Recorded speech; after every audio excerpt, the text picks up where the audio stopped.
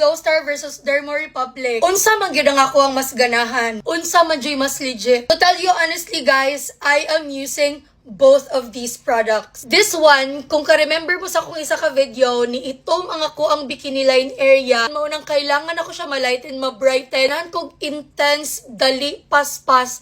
And this is what I used ato nga time. Why am I still using Glow Star? It's because nag-improve na nga ako ang area diha and I want nga ma-maintain lang siya nga iyahang kaputi ing ana ra dili siya ma-damage for sensitive skin siya which is sensitive pod ko. Maunang as much as possible di ko ganahan nga ma-irritate siya kay yes naapod di siya pagkakusog ng product mao gani intense ang iyang pagka-whiten. So this one I am using this to maintain ang kapupution. Amang yung mga very sensitive girlies good nga dili good kaya sa Dermo Republic maunang ako silang ginarekomendahan basig sa Glow Star mo hiyang because I am also hiyang sa kaninga product. I've been using this one for 3 years already. Pita siya huro. This is 165 and this is 130. Go check these out now in my yellow basket.